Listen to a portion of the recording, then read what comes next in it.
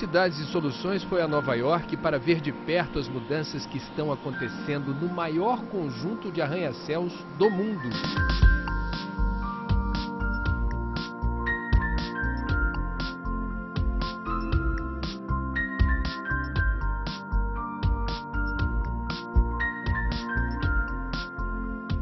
É possível imaginar um arranha-céu sustentável? A resposta para essa pergunta é sim. Pelo menos aqui em Nova York, a cidade tem investido milhões de dólares por ano na busca por mais eficiência e a redução do desperdício em alguns dos maiores prédios do mundo.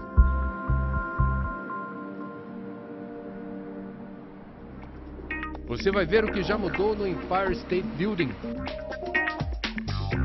De relíquia arquitetônica da década de 30, a vitrine de soluções sustentáveis no século XXI.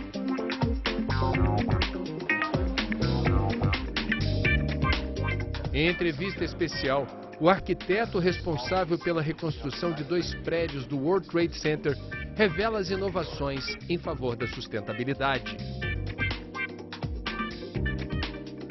All the air that comes into the building comes in at the top of the building. It's the fresh air, it's not the air that cars are driving through. A lot of buildings, the air comes in at the base of the building. Ícone da arquitetura moderna no início do século passado, o majestoso Empire State Building foi o símbolo de uma época.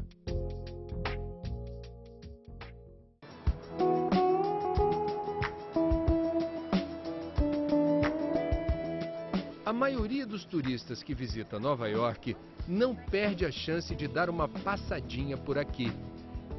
32 mil visitantes por dia pagam o equivalente a R$ 37 para ter o direito de apreciar esta bela vista.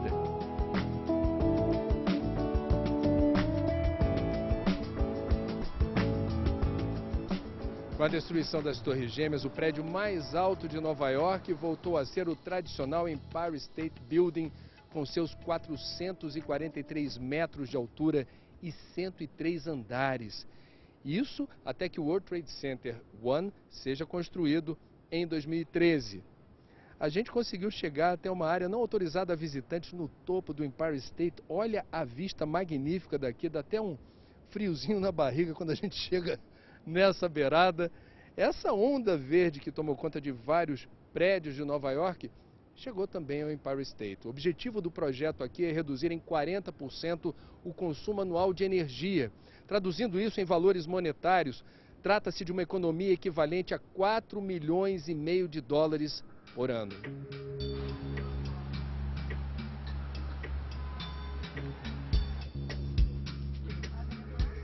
Anthony Malkin é o dono do Empire State. É dele a ideia de transformar o prédio em uma vitrine de soluções sustentáveis. Is it possible to imagine that a building like that, tall like that, could be green? We can use this word green, sustainable, ecological. What do you think? Well, I think it's wonderful. I think too many people think of green and the environment as being things that happen out there. And actually what it is, it's things that happen where we live and where we work. So, you know, here in this building, we recycle all our tenant waste, we recycle all our construction debris, our carpets used recycled content, we use low off-gassing wall coverings, paints, and adhesives in our offices. We use green cleaning solutions and pest control solutions. We use recycled paper products. And then, of course, we're one of the most energy efficient buildings in the world. We're LEED Gold, we're Energy Star rated, and we have cut our annual consumption of watts and BTUs by 16,000 average houses. So the building, before we started, consumed 40,000 average households of electricity. And now we consume only 34,000 average households of electricity. More than 4 million tourists come up our observatory every year. Tens of thousands of people come in and out of the offices every week. We're a living, breathing example of how you can take the existing built environment and make it more energy efficient and more sustainable. And that's important because if you look out over the world, look out over New York City, 95% of everything that's going to be here in 2045 is here already. So we can talk about building new and green. But if we don't fix what's here already, we'll never be able to dial back our consumption of energy. Okay, man, I know that this building is yours, but isn't it dangerous to sit like you are sitting right now? It's okay. Continuamos a conversa num lugar mais seguro.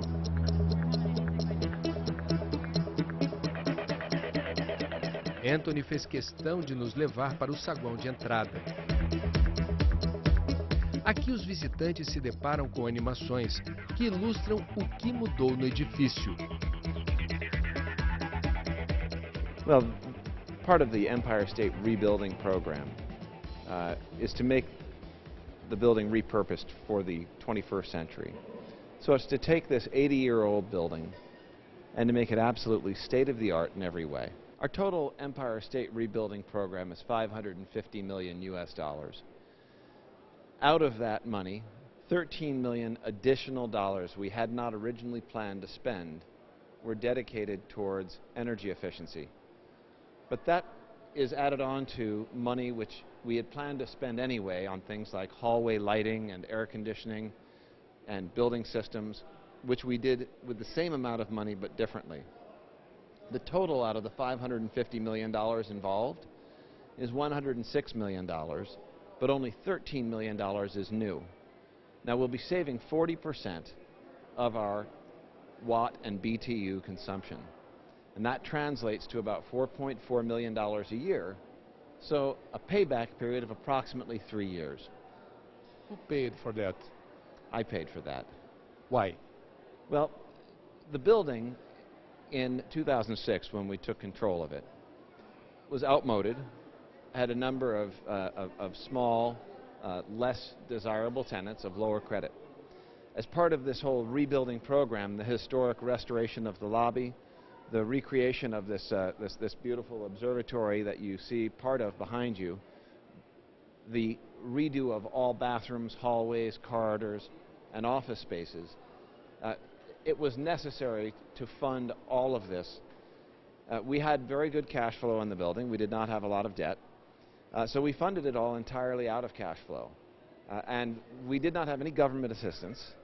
We did this all from the perspective of making money and demonstrating that it can make money. This is a replicable process. We didn't patent it, as we're looking to accomplish disruptive change. So we made it possible for anybody to copy what we're doing by making all of our contracts and our data all publicly available. Em resumo, Anthony mostra o que é possível fazer e oferece seus serviços para quem se interessar. Puro business, com uma pitada de verde. Uma das intervenções mais importantes foi a adaptação de todas as 6.514 janelas do arranha-céu. Elas foram adaptadas para refletir a luz solar, reduzir o calor do lado de dentro e a necessidade de refrigerar o ambiente.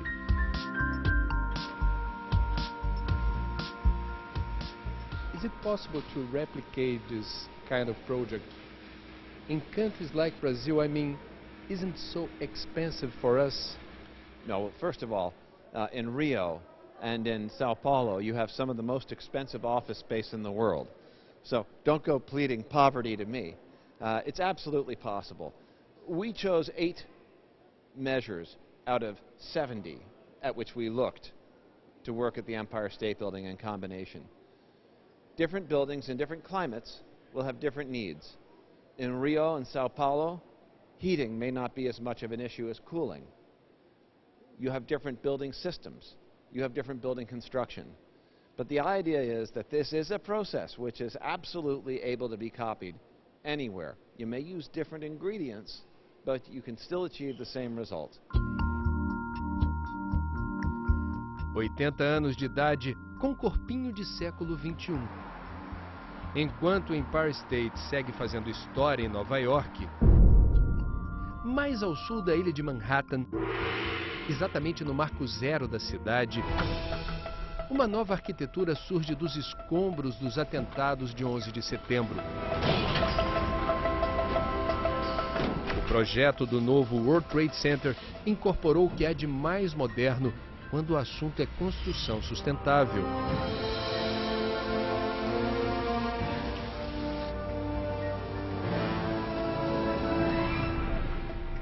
Nós visitamos o escritório responsável pelo projeto dos prédios 1 e 7 do novo complexo. O WTC-1 será o prédio mais alto de Nova York.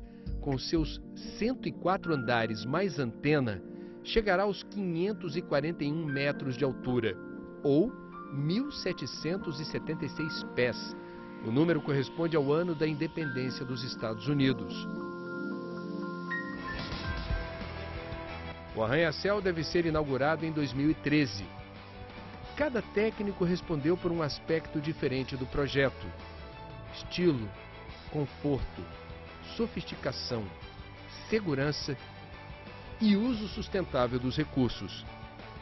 Ken Lewis é o chefe da equipe e o maior entusiasta desse novo conceito na área da construção civil. In the States, we work 12 hours, 16 hours a day. We work ridiculous hours. People are in their offices all the time. It's like a 24-hour cycle for us. And when you spend that much time in an office, the quality of the air is so important, and your personal health, and frankly to productivity of people. So we added filtration systems, specialty filtration systems in the building to make sure that the air is fresh. There's a charcoal filter that really takes care of a lot of the particulates, a lot of the biological things that are in the air, and the VOCs and all these other things that tend to get up in the air. And we also have MERV filters, which are tiny particulate filters. You go around in New York, and there's a sort of dust. There's a dust in any city that's going up, and when you're next to a construction site, it could be a little bit worse. So we've provided this filtration system. All the air that comes into the building comes in at the top of the building. It's the fresh air. It's not the air that cars are driving through. A lot of buildings, the air comes in at the base of the building. So you have this really fresh air that's circulating through the building. A água da chuva também é coletada e tratada para múltiplos usos. We collect water off the roof of the building. That water is used to feed the park that's directly adjacent, to water the plants, and also to fill in on the cooling towers and a little bit for the water for the toilets and bathrooms that are in the system. One thing that we also do with the water is that we treat it before it comes into the system. Not that people are touching this water. This water is sort of just whatever's in the atmosphere, but it gets a little bit of treatment before it's sent out into the system. It gets a little bit cleaned up if there's anything in it. O exemplo do Empire State será seguido no novo World Trade Center. Por aqui, as janelas também serão inteligentes, absorvendo o máximo de luz solar e refletindo o máximo de calor.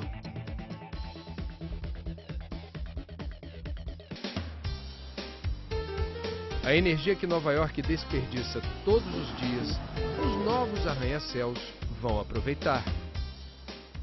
In New York City, right? You see all the smoke in the streets. That white, that's steam that used to come out of the energy production. All the electricity was oil-fired burners. They would use steam, right, to run the turbines. So there was excess steam available. There are pipes that run through our streets that are full of this steam, and most of the steam is used to heat the water in the buildings, right? So it's a byproduct of electrical generation now getting a second life using for heat. When the steam comes in the building, it comes in at very high pressure. That's why we sometimes have steam blow-ups that happen in the city. And the pressure has to be stepped down before it goes in the system, meaning the pressure has to be lowered from, I think it's 130 psi down to 4 or 5 psi. And when you do that, there's a lot of energy that's released. What a turbine generator does is the steam goes in, it drives the turbine, you generate electricity for the building. And we have one of those in the building. And at the time, it was very new, but now they're being done in all the other buildings throughout the World Trade Center site.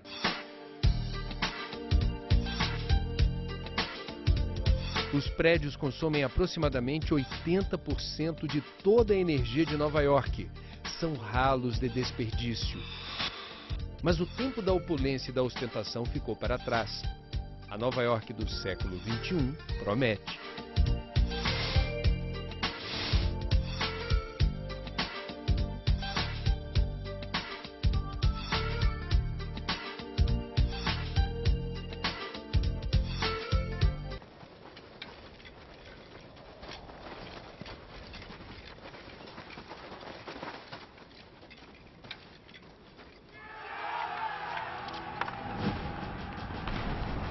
A cidade portuária, dividida por gangues que disputavam o poder em lutas sangrentas, é a mesma que depois se transformaria no mais importante centro financeiro do mundo. Tudo isso aconteceu na mesma área onde as Torres Gêmeas vieram abaixo há 10 anos e que agora renasce, mais uma vez. Assim é Nova York.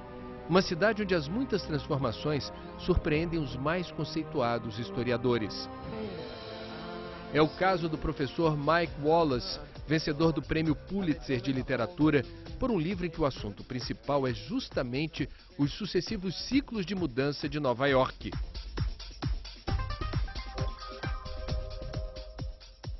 New York has been notoriously a city that constantly reinvents itself, and this has been going on forever. 150 years ago, in the middle of the 1850s, newspapers would say, you can't love New York City. New York City is never the same city for more than 10 years at a time. Man goes away for 40 years, he comes back, sees nothing that he knows. It's overstated, but getting at something. One of the earliest, most famous instances of this comes in 1835. When this huge fire, oceans of flames, destroy virtually all of Manhattan below Wall Street and east of Broad. Massive catastrophe. All the insurance companies, fire insurance companies, go broke trying to pay off the claims. 1 year later, the entire district has been rebuilt, and in the newest, most modern, most up-to-date styles. Why? Because the city had been in the middle of a colossal business boom. Real estate had been surging, and those forces, in fact, rebuild all of the things that were demolished. São muitas as mudanças que marcaram a trajetória de Nova York até aqui. O Soho é um dos casos mais impressionantes. Durante muitos anos, o bairro experimentou a decadência e o ostracismo. Bastou a prefeitura propor a demolição dos primeiros prédios de ferro de Nova York para a construção de uma avenida para que moradores se mobilizassem contra o projeto. Os artistas resolveram ocupar os armazéns abandonados. Surgiram ateliês e galerias. O bairro se valorizou e os preços dos imóveis dispararam. Soho hoje é sinônimo de status e prestígio. Outro exemplo interessante é o do Harlem. Durante décadas, o bairro negro de Nova York foi marcado pelos altos índices de criminalidade e violência. Os preços dos imóveis despencaram. E a especulação imobiliária tomou conta. Investir no Harlem passou a ser um ótimo negócio para quem tem dinheiro.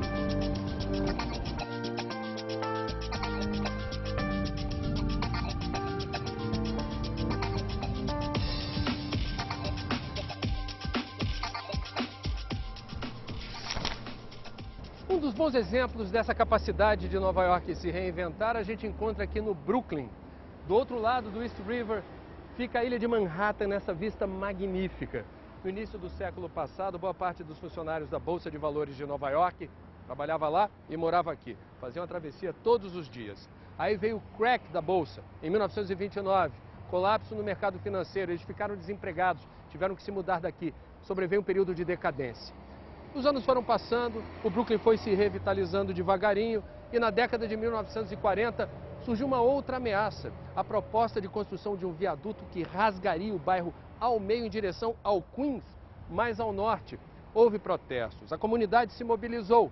Resultado, conseguiram mudar o traçado original do viaduto. No lugar do viaduto, construiu-se esse enorme calçadão que vive cheio, o pessoal adora vir aqui para apreciar a bela vista da Big Apple. Esse se tornou um dos principais cartões postais, um dos principais pontos turísticos do Brooklyn. No Brooklyn Heights, 60% dos imóveis hoje custam mais de $1 milhão.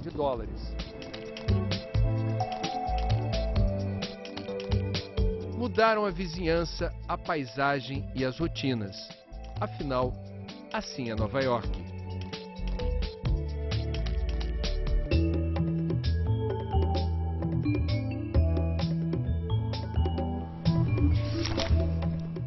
Na montanha-russa da valorização e decadência, a bola da vez é o sul de Manhattan. Depois dos atentados de 11 de setembro, as perdas da região mais próxima das Torres Gêmeas foram avassaladoras. 20 mil moradores mudaram de endereço. 65 mil pessoas perderam os empregos ou foram realocadas para outros pontos da cidade. Lower Manhattan mergulhou em uma profunda crise. Mas nem todo mundo abandonou a região. O Conselho Cultural da parte baixa de Manhattan, por exemplo, perdeu a sede que ficava no World Trade Center. Mas deu a volta por cima com uma iniciativa que começou com poucos recursos e acabou se transformando em política pública, com amplos incentivos do governo de Nova York.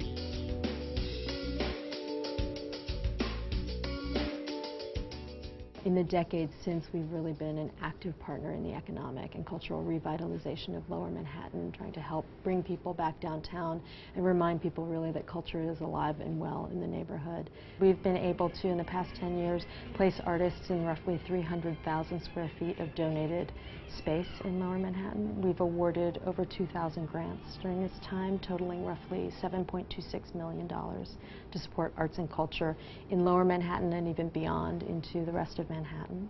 And as I mentioned, the River to River Festival has had a great economic impact downtown, $260 million of economic activity, 7 million people coming to see these free events every summer. Os diversos projetos de revitalização do bairro querem transformar o centro financeiro em uma comunidade de verdade, respirando 24 horas por dia, pelo menos até a próxima crise. Afinal, assim é Nova York.